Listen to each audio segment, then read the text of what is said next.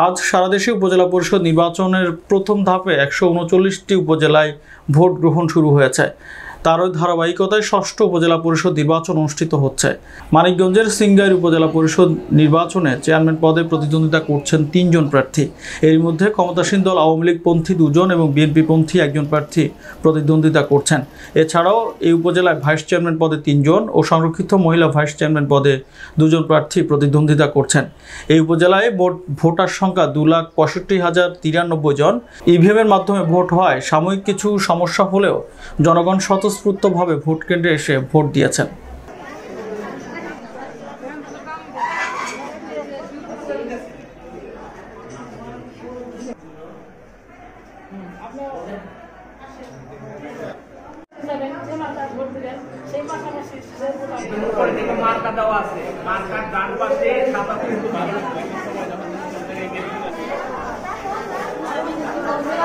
পাশাপাশি আপনার ওইখানে যে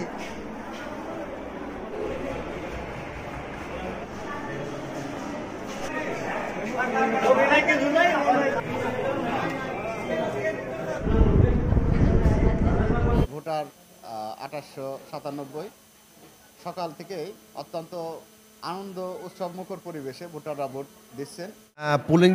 পুলিংদের সহায়তা নিয়ে আমাদের পুলিং এজেন্টদের সহায়তা নিয়ে পুলিং অফিসাররা ভোটারদেরকে সহায়তা করতেছে। এতে কোনো সমস্যা হচ্ছে না, তারা খুশি মনে তারা ভোট প্রদান করতেছে। আসলে তো ইভিএম পদ্ধতিটা অনেক সহজ, মানে এত সহজ, এবং সবচেয়ে ভালো লাগলো যে আমি যে ভোট দিয়েছি এটা আবার মেক শিওর করে যে আপনার ভোটটা এই মার্কায় গিয়েছে।